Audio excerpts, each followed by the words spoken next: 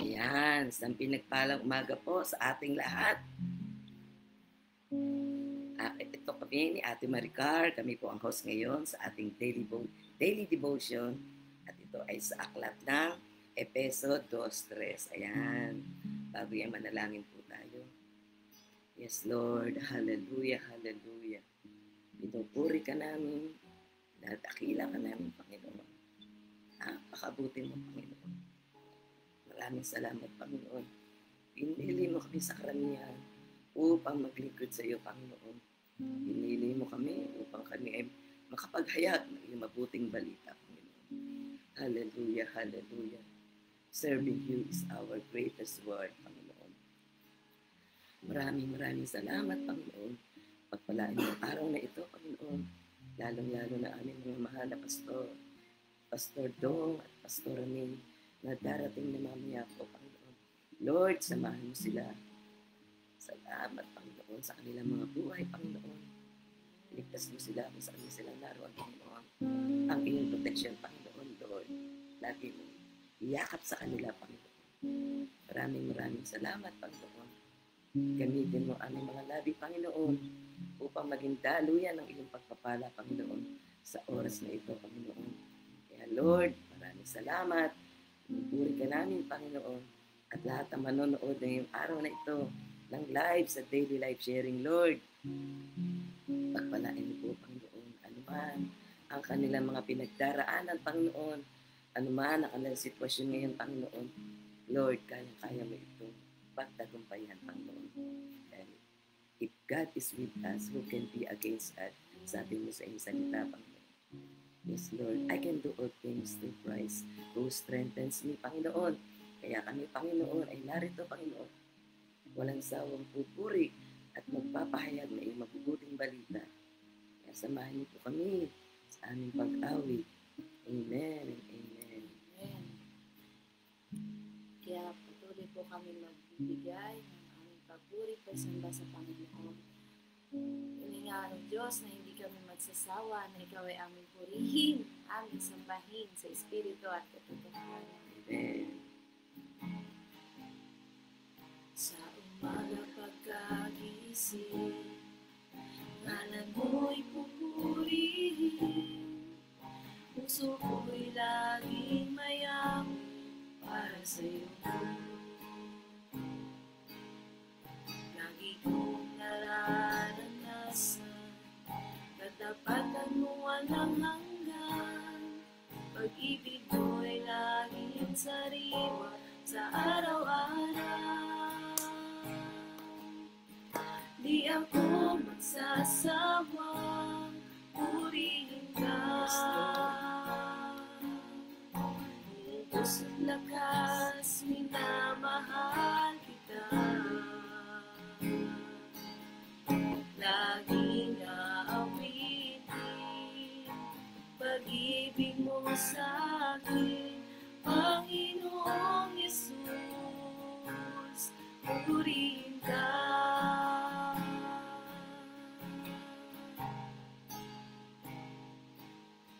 Sa umaga pagkagising, ngalan mo'y pupurihin, puso ko'y laging mayawi sa'yo. Lagi kong nararanasan katapatan mo walang hanggan. Pag-ibig mo'y laging sariwa sa araw-araw. Di ako masasawang purihin ka. Buong puso't lakas, minamahal kita. Laging awitin pag-ibig mo sa'kin, Panginoong Yesus, purihin ka. Di ako magsasawang purihin ka. Buong puso't lakas, minamahal kita. Puso't lakas, mahalin ka namin, Panginoon. Laging aawitin pag-ibig mo sa'kin, Panginoong Yesus, purihin ka. Di ako magsasawang purihin ka. Yes, Lord. Buong puso't lakas, minamahal kita. Laging aawitin pag-ibig mo sa'kin, Panginoong Yesus, purihin ka. Yes, Lord, patuloy ka namin pupurihin, Panginoon, sa bawat umaga, Lord. Dahil alam namin na Ikaw ang nagbigay muli ng panibagong lakas, panibagong sigla sa aming mga buhay, Panginoon, kung bakit kami ay nagpapatuloy, Lord, na maglingkod sa iyo, Panginoon. Dahil, Lord, sa pag-ibig na binigay mo sa amin, dahil sa pag-ibig mo na pinaranas mo sa buhay namin, Panginoon. Kaya, Lord, nasasabi namin sa aming mga buhay na hindi kami magsasawang Ikaw ay aming purihin, Panginoon. Lord, maraming salamat dahil Ikaw ang Diyos na nagbibigay sa amin ng walang kondisyon na pag-ibig, Panginoon. Walang kapantay na pagmamahal, Panginoong Jesus. Kaya, Lord, kami narito, kami nagpapasalamat dahil Ikaw ang Diyos na nagbibigay sa amin ng walang hanggang pagmamahal. Ikaw ang Diyos na nagbibigay sa amin, Lord, lagi ng chance, Lord, na Ikaw ay aming mapupurihan, na Ikaw ay aming masamba sa Espiritu at katotohanan. Hindi ako magsasawang purihin ka. Buong puso't lakas, minamahal kita. Laging aawitin pag-ibig mo sa'kin, Panginoong Yesus, purihin ka. Hindi ako magsasawang purihin ka.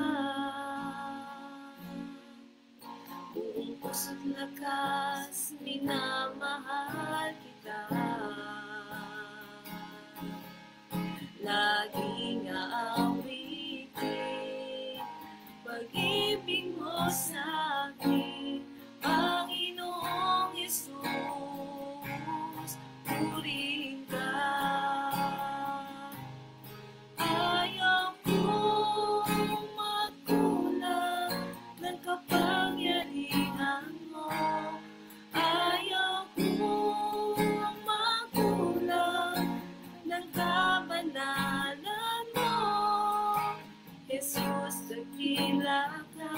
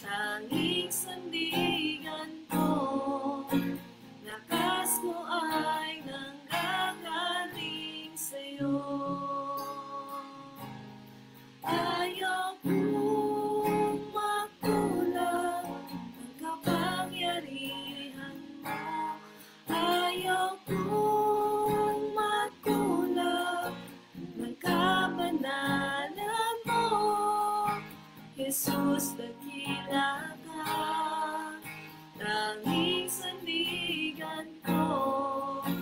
Lakas ko ay nanggagaling sa'yo. Jesus, dakila ka, tanging sandigan ko. Lakas ko ay nanggagaling sa'yo. Yes, Lord, tunay nga, O God, na ayaw namin magkulang ng kapangyarihan mo. Ayaw namin magkulang, Panginoon. Salamat ng maraming, Lord. Dahil ikaw ang Diyos na lagi nagpapaalala sa amin na ikaw ang aming lakas. Ikaw ang aming sandigan, Lord. Sa panahon na kami pinanghihinaan ng loob, ikaw ang aming kalakasan. Ikaw ang aming maaaring lapitan. Ikaw ang Diyos na aming masasandigan, Panginoon. Sa panahon na kami ay nahihirapan, Panginoon. Kaya naman, Lord, maraming salamat sa walang sawang pag-ibig, pagmamahal, Panginoon Jesus. Hallelujah, hallelujah. Patuloy kami, Lord, na mag-aalay sa iyo, Lord, na walang hanggang papuri pa sa salamat. Yes, Lord. Hallelujah. Hallelujah. Thank you, Lord. Patuloy Thank you, kami Jesus. bibigay sa iyo, Lord, na aming pagsamba ka. Agwat manay lang, ita't lupa, pag-ibig mo higit sa lahat. Luluhod kami sa paanan mo, pagsamba sa'yo, O Diyos, agwat manay langit at lupa, pag-ibig mo higit sa lahat. Ikaw ang lakas, Panginoon, ng buong buhay ko.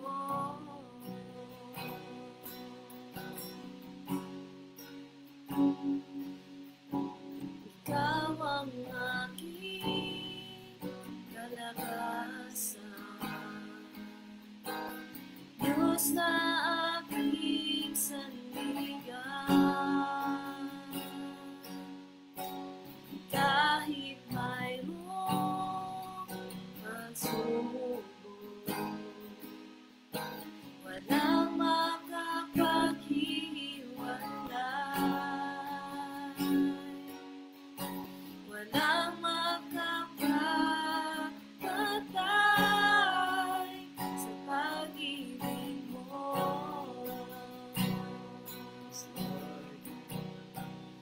Agwat manay langit at lupa, pag-ibig mo higit sa lahat. Luluhod kami sa paanan mo, pagsamba sa'yo, O Diyos, agwat manay langit at lupa, pag-ibig mo higit sa lahat. Ikaw ang lakas, Panginoon, ng buong buhay ko. Yes, Lord. Ang lakas. Amen. Ikaw ang lakas, Panginoon, ng buong buhay ko.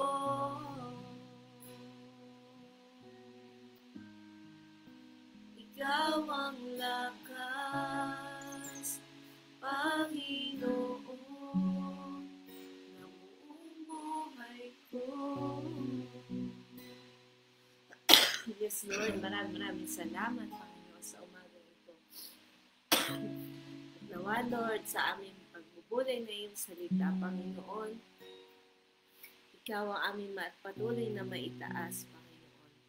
Ikaw ang aming patuloy na madakila sa aming mga buhay, Panginoon. Kaya naman kami ay patuloy, Lord, na magpupuri at magpapasalamat sa iyo.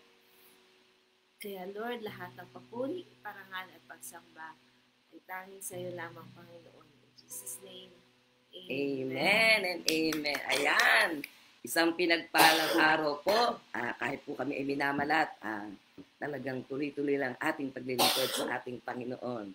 Sapagkat ang ating buhay at hininga ay galing sa ating Panginoon Diyos. Kaya i-comment nyo nga dyan sa comment box, ang ating buhay at hininga ay galing sa ating Panginoon. Amen.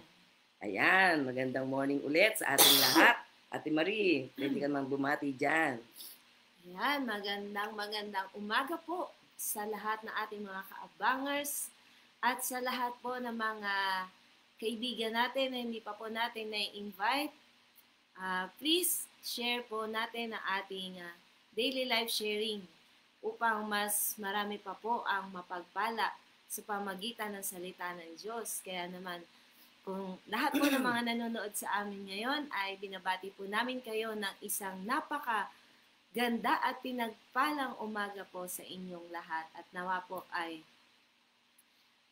ngayong umagang ito ay patuloy tayong palakasin ng Panginoon at patuloy na maranasan natin ang presensya ng ating Diyos. Amen. Ayan, bago ang lahat, kaway-kaway muna sa lahat ng ating mga kaabangers ng daily life sharing. Hindi po ba sarap magpuri sa ating Panginoon? Alas 5 pa lang ng umaga, tayong lahat ay gising na. Kaya wala tayong ibang gagawin kundi pasalamatan natin ang ating Panginoon dahil every gising is a blessing. Kaya kaway-kaway sa unang nagbukas ng FB si Ate Digna Pinili. Good morning po Ate Digna, si Ate Emerald Tamayo at sa lahat po ng mga kaabangers natin, kay Sister Rose, Brother Maxwell de la Cruz, sino pa yan nakita ko dyan, si Nanay Sean po. Hello Ate Charmaine, layo ni Ate Charmaine. Hi Charmaine. Palawan pa yan anak, good morning sa iyo. Kay Sister Isa Kaleha, si Ate Daisy pala yun. Si Ate Carol Astor, good morning po. Ate Judy Vergara. Sino pa? Sister Goldie Dayen, good morning. Brother Joel Danog, good morning po sa inyong lahat. Si Ate Flor Darisa Raquel ng Pateros, kaway-kaway dyan. Sino pa ang nandito? From France, na nasa Pinas ngayon. Hello, good morning Ate Bea. We miss you sa kape at pandesal. Ayan, si Ate Flor, salamat. At si Pastor Samuel, good morning Pastor Samuel. See you later sa kape at pandesal. Ay kay Sister Weng Molera, papunta na rin niya sa kape at pandesal. Amen. Good morning, good morning. Sino to? Sister Salina Barrientos, magandang umaga po. Pa-bless naman po sa tindahan. Sige. God bless your business, Sister Salina Barrientos. Ayan, sino pa ang nanonood sa ating live? Sister Imelda Hakilmo. Good morning po, si Ate Ula, si Ate Rosemary Socia, Sister Abi Abogado from Nueva Ecija, good morning. At Sister Gina Cruzat Bakuli, Sister Grace Martinez Peha, syempre naman si Kuya Rizal, good morning. Hi Tito, good morning. At si Ate Mila, hello Ate Mila, good morning din sa iyo. Kuya Morris, at sino pa si Ate Evelyn Buel, Ate Shoni, ayan. Ate Kaseng, good morning. Ate Marisa Nunez from Batangas, good morning po.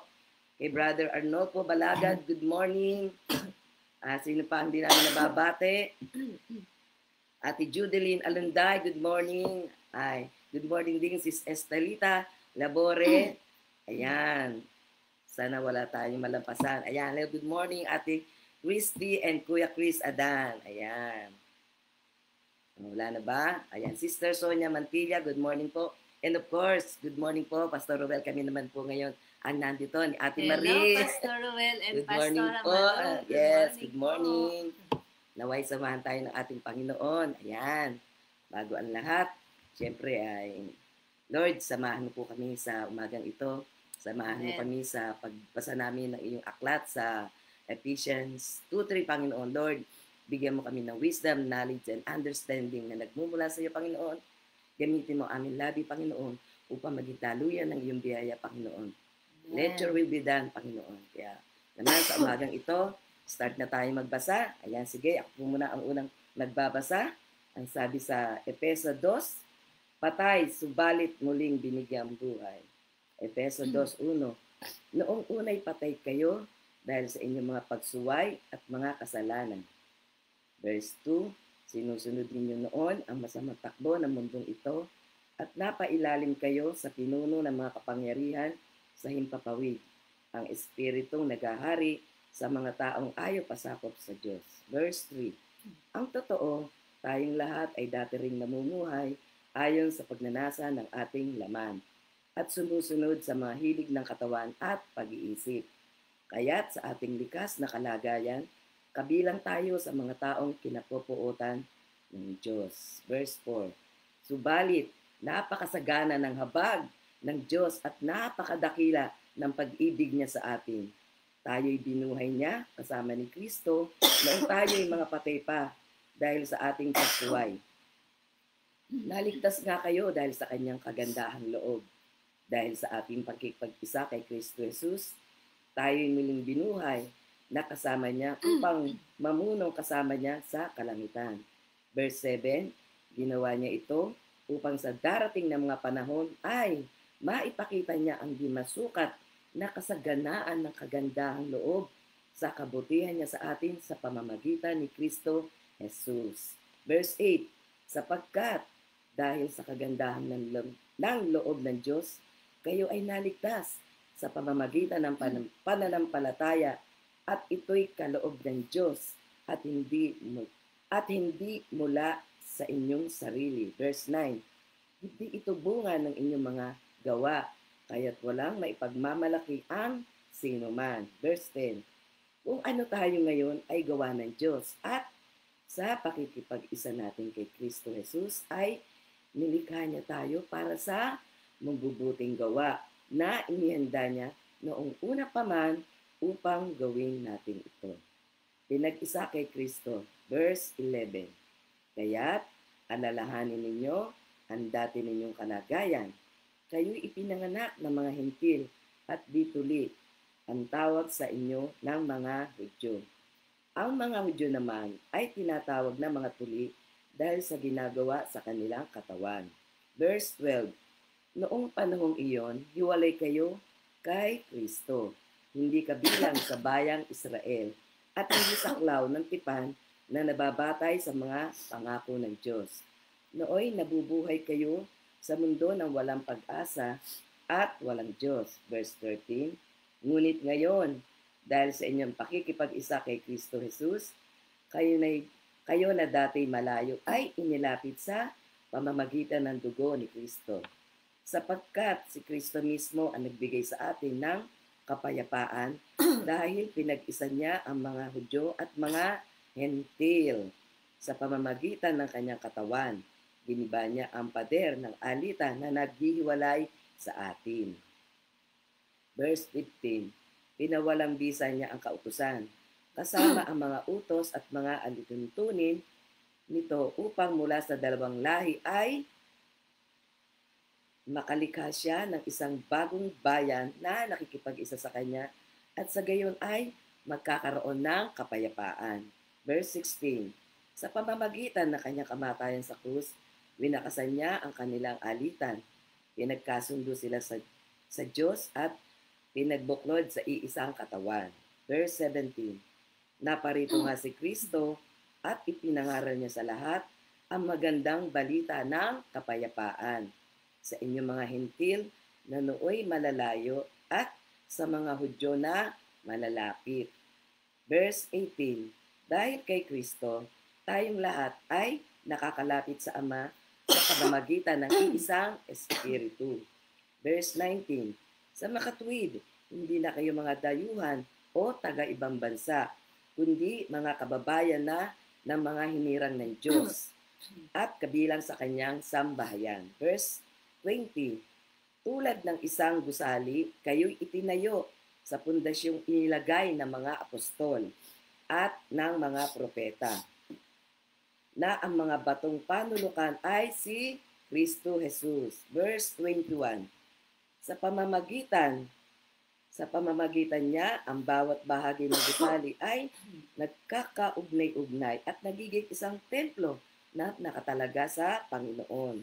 At ang last verse 22, dahil dyan sa inyong pakikipag-isa sa Kanya, kayo man ay sama-samang itinatayo bilang tahanan ng Diyos pamamagitan ng Espiritu. Ikaw naman, Ate Marie. Yan. Salamat sa Diyos sa Kanyang salita. Dito naman po tayo sa chapter 3, ang paglilingkod ni Pablo sa mga hentil.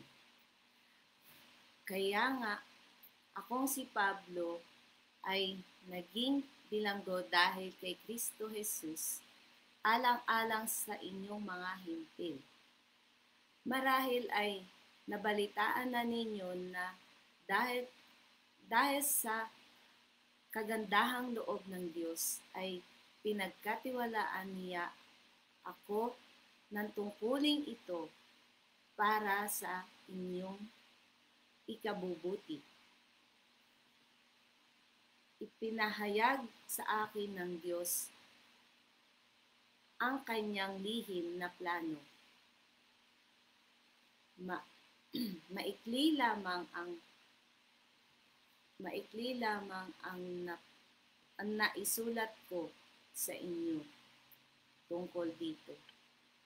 At habang binabasa ninyo ito, malalaman ninyo kung ano ang pagkaunawa ko sa lihim tungkol kay Kristo. Ito'y hindi ipinapaalam sa mga tao noong mga nakaraang panahon. Ngunit inihayag ngayon ng Diyos sa pamamagitan ng Espiritu sa kanyang banal na apostol at mga propeta. Verse 6. At ito ang lihim sa pamamagitan ng magandang balita. Ang mga hentil ay may bahagi rin sa mga pagpapala ng Diyos sa pagpapala ng Diyos tulad ng mga Hudyo. Kabilang din sila sa iisang katawan at may bahagi sa pangako ng Diyos dahil kay Kristo Jesus. Verse 7. Sa kagandahang loob ng Diyos, ako'y ginawa niyang tagapangaral ng magandang balita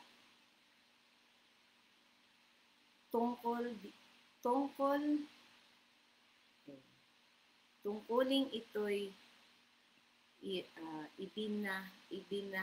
ibinigay niya sa akin sa pamamagitan ng kanyang kapangyarihan. Ako ang pinakahamak na sa mga hinirang ng Diyos. Ngunit minarapat niyang pagkaloob sa akin ang tungkuling ito, ang mangaral ng magandang balita sa mga hentil tungkol sa di masukat na kayamanan ni Kristo at mag, mag, magpapaliwanag sa lahat kung paano isinasagawa ng Diyos ang kanyang lihim na plano. Sa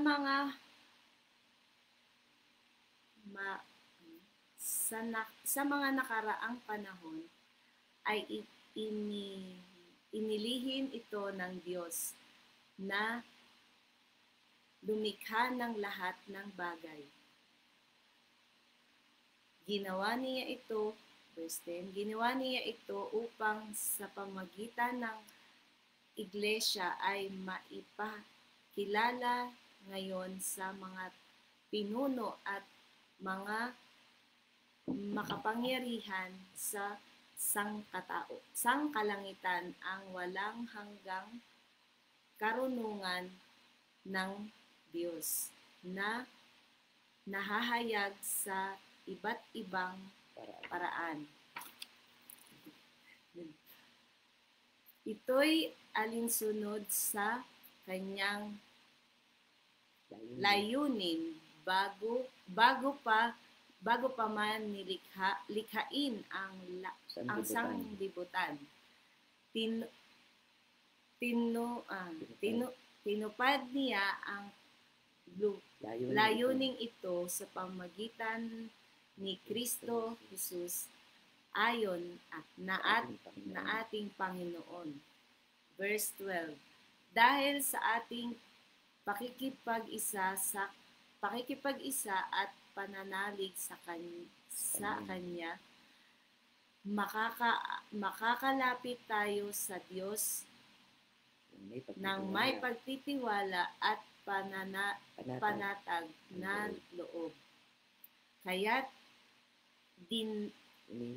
hinihiling ko sa inyo na huwag kayong masisiraan ng loob dahil sa mga kahirapang tinitiis ko alang-alang sa inyo sapagkat ito'y para sa inyong ikararangal. Ang pag-ibig ni Kristo, verse 14. Dahil dito, ako'y lumuluhod sa Ama na siyang pinagmulan ng lahat ng siyang pinagmulan sa harapan ng Ama. Dahil dito ay lumuluhod sa harapan ng Ama. Na mula sa kanya'y nakakaroon. Iba kasi dito. Wait lang. Langit at sa lupa, idinadalangin ko na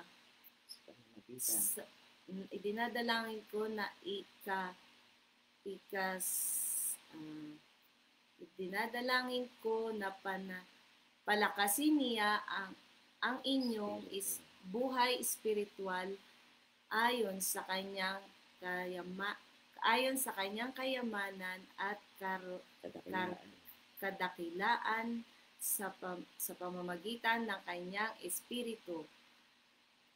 Naway manatili si Kristo sa inyong mga puso sa pamamagitan ng inyong pananalig sa Kanya upang sa inyong patuloy na ipagbabasa.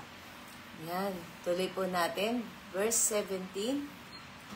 Naway manatili si Kristo sa inyong mga puso sa pamamagitan ng inyong pananalig sa Kanya upang sa inyong pag-uugat at pagiging matatag sa pag-ibig ay mauunawaan ninyo kasama ng mga hentil ng Diyos kung gaano kalawak, kahaba, kataas at kalalim ang kanyang pag-ibig.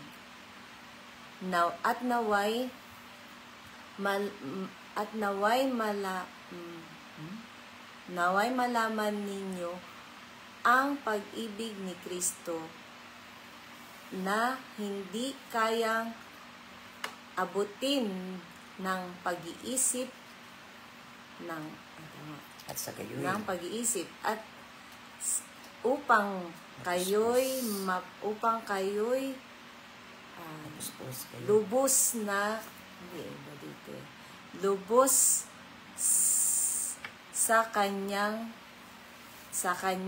na makagagawa ng higit pa kaysa maaari nating hilingin at isipin sa pamamagitan ng kanyang kapangyarihan naghahari sa atin. Sa kanya ang kaluwalhatian sa pamamagitan ng Iglesia at ni Kristo Jesus. Magpakailanman. Amen. Yan, tapos na po ang ating Bible reading na Ephesians chapter 3. Ayan. Diba? Napakabuti ng ating Panginoon sa mga hindi po nakakakilala kay Ate Marie. Siya po ay isang bulag, pero wala pong hadlang. Kung isang tao ay gustong maglingkod sa Diyos, siya po ay talagang tutulungan ng ating Panginoon. Katulad niyan, sino mag-aakala na ang isang bulag ay nakakapagbasa? Gamit niya po yung kanyang braille. Kaya po siya ay nakakapagbasa. Diba? Yes, Anong sasabihin mo, Ate Marie?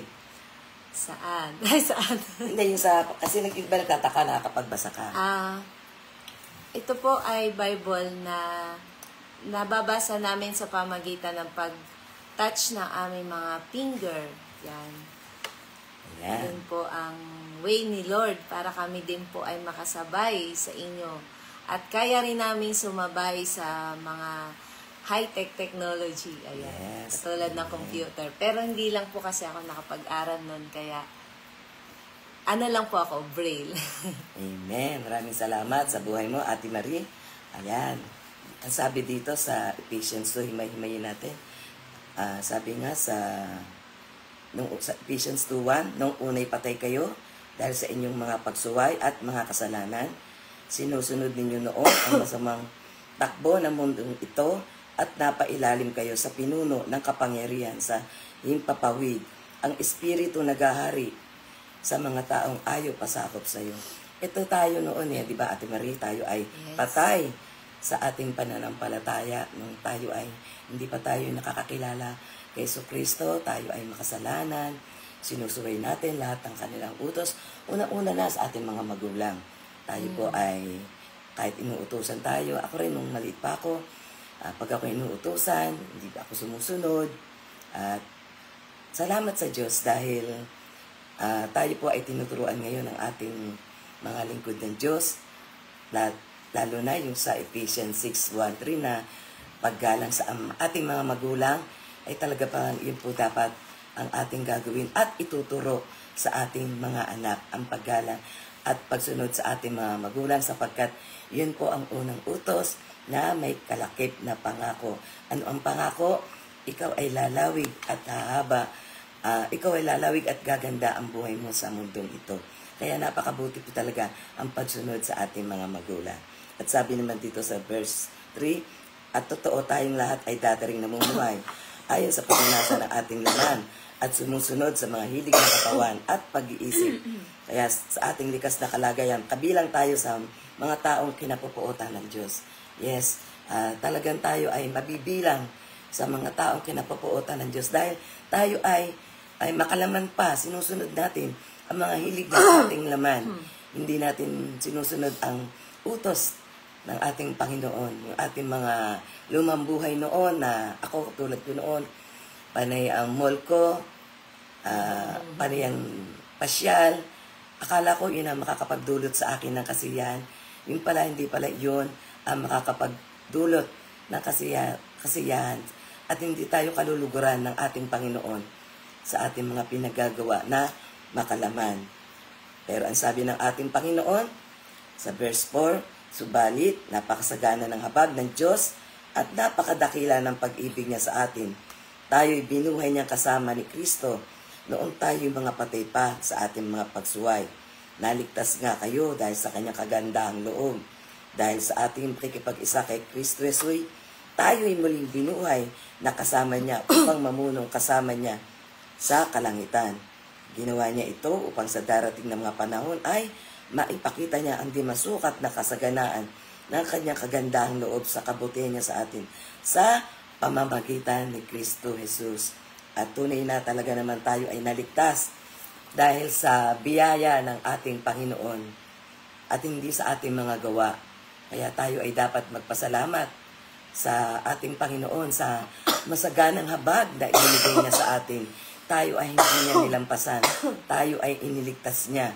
Dahil kapag tayo ay hindi nagbalik sa ating Panginoon, alam niya na kung saan tayo dediretso. Pero ang kanyang puso ay kaluluwa. Kaya tayo ay hindi siya nagdalawang loob na sundin ng kanyang Ama sa langit. Diba sabi nga sa John 3:16, for God so loved the world that He gave His only begotten Son, that whosoever believes in Him shall not perish but have eternal life. Yun po ang pag-ibig ng ating Panginoon sa sangkatauhan. Kaya tayong lahat ay naligtas, hindi sa pamamagitan ng mga gawa natin, kundi sa pagbubo ng kanyang anak na nasa krus ng Kalbaryo, na kahit ito ay isang kahihiyan at isang sumpa ang maipako doon, hindi niya ito inalintana. Talagang tinanggap niya ng buong puso dahil tayo ay mahal na mahal ng ating Panginoon. Kaya sabi nga dito sa Ephesians 8, sapagkat dahil sa kagandahan loob ng Diyos, kayo ay naligtas sa pamamagitan ng pananampalataya, at ito'y kaloob ng Diyos at hindi mula sa inyong sarili.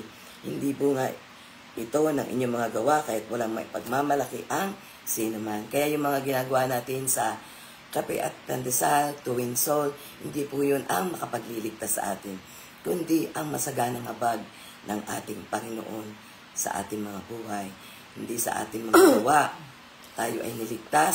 Ulit-ulit na sinasabi, hindi kayo maliligtas na inyong mga gawa, yung mga pag-ikapo niyo sa simbahan, pagtulong niyo sa inyong kapwa. Hindi po yun ang makapagliligtas sa atin, kundi ang masaganang habag at ang ginawang ng ating Panginoon sa krus ng Kalbaryo. Sabi nga sa Romans 10:9, di ba? Tayo ay kanyang iniligtas, at sabi doon, tayo ay maliligtas lamang kung tayo naniniwala na ang Diyos natin ay namatay at nabuhay na mag-uli.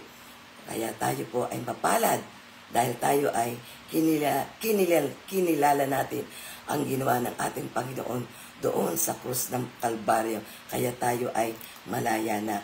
Tayo ay malaya na makakatawag na sa ating Panginoon ng Diyos, at tayo ay tagapagmana niya. Di ba, Ate Marie? Napakabuti ng ating Panginoon. Tayo ay ginawa niyang tagapagmana. Hindi na tayo alipin. Tayo ay malaya na. Kaya napakabuti ng ating Panginoon. Maraming salamat sa napakasaganang habag na ipinagkaloob niya sa ating lahat. Kaya kung ano tayo ngayon ay gawa ng Diyos sa pakikipag-isa natin kay Kristo Jesus. At tayo pala ay ginawa niya para sa mabubuting gawa na inihanda niya na noon para sa atin. Hindi pa natin alam. At tayo ay nasa sinapupunan pa ng ating mga magulang. Hindi natin alam na tayo pala ay inihanda na ng ating Panginoong Jesus sa kanyang mabubuting gawa na inihanda para sa atin. Hallelujah. Kaya napakabuti talaga ng ating Panginoon. Kaya ako po, umaga po, pagkagising, talagang ako po ay nagpapasalamat sa ating Panginoon, sa buhay, sa hininga, dahil tayo ay niligtas niya doon sa krus ng Kalbaryo. Iniligtas niya tayo sa apoy ng impyerno, kaya tayo ay nakatitiyak na tayo, kapag tayo pumikit ng ating mata, alam na natin kung saan tayo pupunta, sapagkat tinanggap na natin ang ating Panginoong Jesucristo sa ating mga puso. Kaya maraming salamat talaga sa buhay ng ating Panginoon Diyos, at tayo ay niligtas sa pamamagitan ng kanyang buktong na anak na sa Kristo. Kaya alalahanin daw natin ang dati nating kalagayan na tayo pinanganak ng mga hintil at dituli. At ang mga Hudyo naman ay tinatawag na mga tuli dahil sa ginagawa na kanilang katawan. Noong panahon yun, hiwalay pa tayo kay Kristo sa nakabilang sa bayan ng Israel at hindi saklaw ng tipan na nababatay sa mga pangako ng Diyos. Noong nabubuhay tayo sa mundo na walang pag-asa, na walang Diyos. Ngunit ngayon, dahil sa inyong pakikipag-isa kay Kristo Jesus, kayo na dating malayo ay inilapit sa pamamagitan ng dugo ni Kristo. Sapagkat si Kristo mismo ang nagbigay sa atin ng kapayapaan dahil sa pinag-isa niya ang mga Hudyo at mga Hintil. Dahil sa pamamagitan ng kanyang katawan, giniba niya ang pader na alitan na naghihiwalay sa atin. Kaya salamat sa Diyos dahil sa ginawa niya sa krus ng Kalbaryo ay talagang inilapit tayo ng ating Panginoong Hesukristo sa ating Panginoon Diyos. Kaya tayo po talaga ay pinagpala po tayo sa lahat dahil sa ating pakikipag-isa sa ating Panginoong Hesukristo. Dahil yun ay sa pamamagitan ng kanyang kamatayan sa krus. At sabi pa dito, tayo ay ibinilang na matuwid. Hindi na tayo dayuhan. Tayo ay ibinilang na at inirang ng Diyos upang tayo ay makasama niya. Lalo na sa kanyang kaluwalhatian, upang tayo makasama niya dahil tayo po ay ginawa ng ating Panginoon upang tayo maglingkod at magpuri sa ating Panginoon. Tayo po ay hindi ginawa ng ating Panginoon upang tayo ay magpasaya lang dito. Tayo po ay ginawa niya dahil ang ating Panginoon ay merong napakagandang plano para sa ating lahat. Kaya sa pamamagitan niya, tayo ay nagkaugnay-ugnay at tayo ay binilang niya sa tahanan ng ating Panginoon sa pamamagitan ng kanyang Espiritu na nanaan sa ating mga puso. Kaya salamat sa Diyos sa kanyang salita sa Ephesians 2 na dito ay nalaman natin na ang kalagahan ng pagkapako ng ating Panginoong Hesukristo sa krus ng Kalbaryo. Kaya ito ay dapat nating alalahanin dahil sa kanyang pagkabayubay sa krus, tayo ay naligtas at ito ay hindi sa ating mga mabubuting gawa. Kaya tayo ay wala po tayong maipagmamalaki sa ating Panginoong Jesus. Kaya maraming salamat po at ito naman po ay tutuloy ni Ate Marie sa Ephesians 3. Ate Marie. Yan, sa akin naman po, ang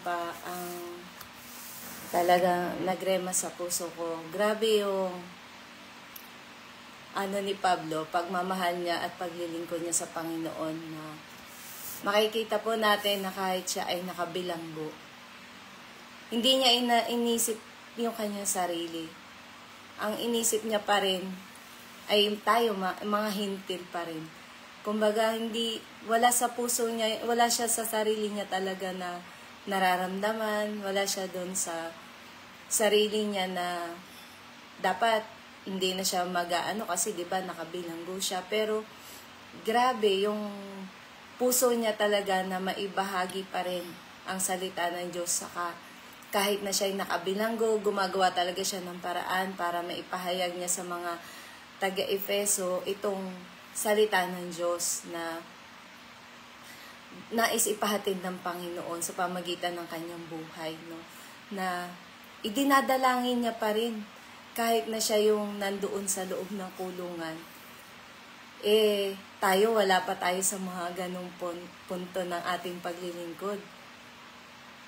Pero alam niyo ang sa akin dito is kailangan talaga natin maging matatag sa ating paglilingkod kasi marami tayong haharapin na iba't ibang pagsubok. Pero sabi nga ni Pablo dito, kahit gano'n na yung yung naranasan niya, nakakulong siya, ibinahagi niya pa rin yung lihim na plano ng Panginoon para sa mga Hintil at sa mga Hudyo.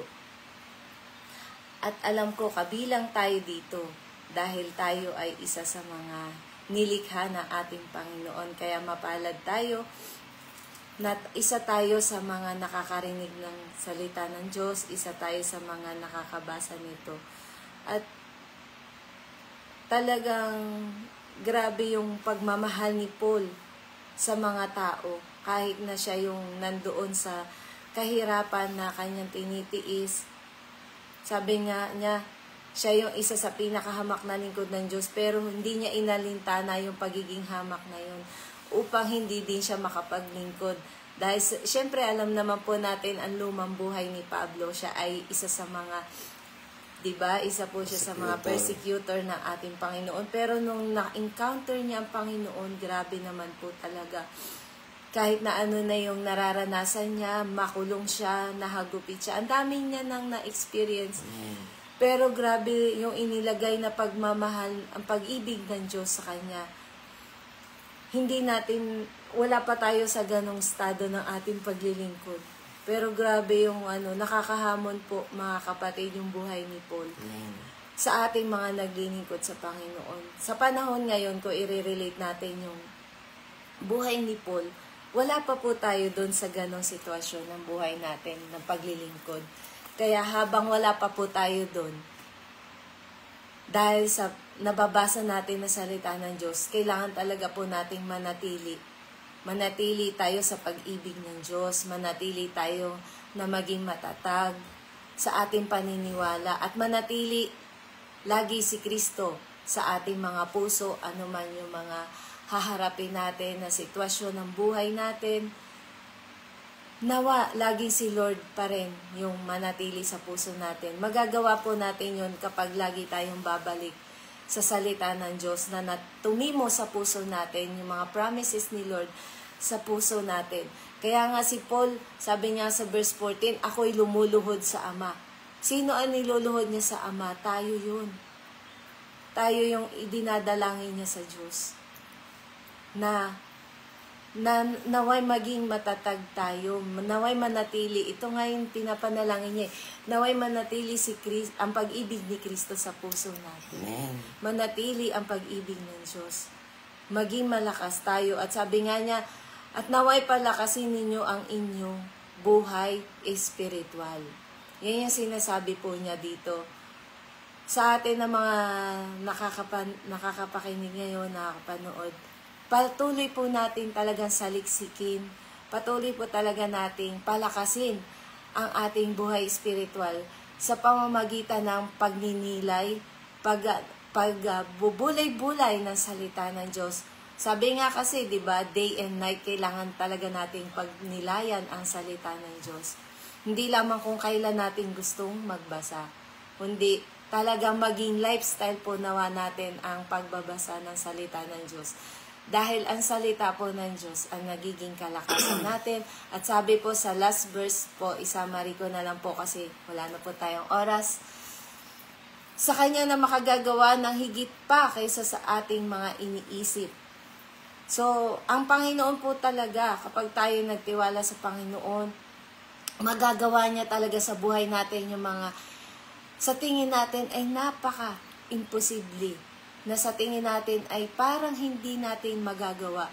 Pero dahil sa kapangyarihan ng Diyos, ito'y magagawa niya para sa atin. Kaya tayo ngayon ay magpatuloy lamang po na maglingkod, magpatuloy lamang po tayo na alamin, saliksikin ang salita ng Diyos, dahil dito po tayo lalakas, dito po tayo titibay, at dito po tayo lalong magiging malalim ang ating pananampalataya sa ating Panginoon.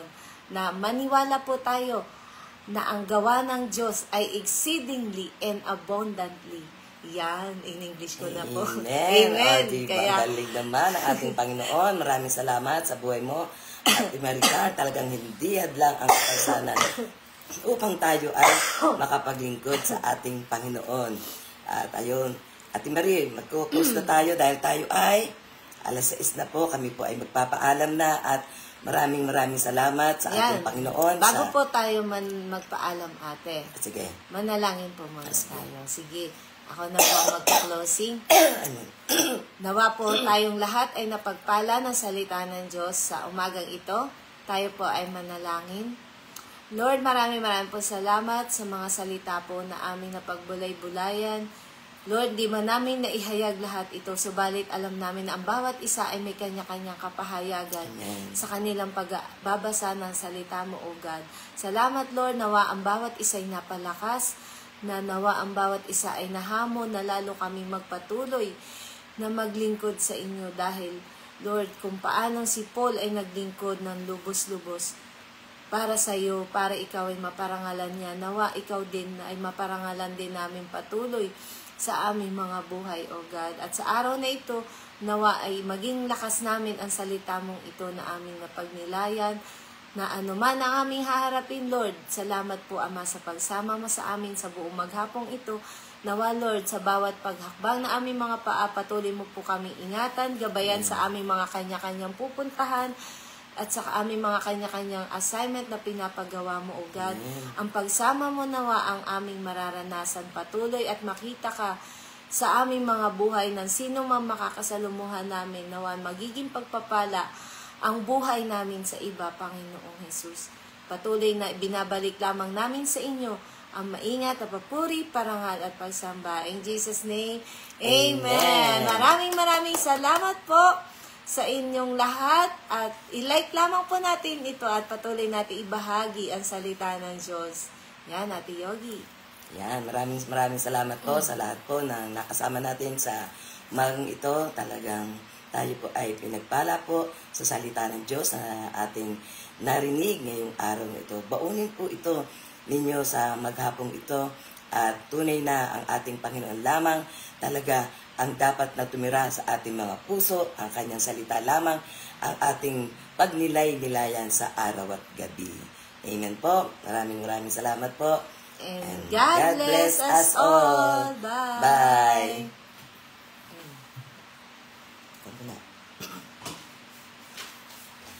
Paano mag-game?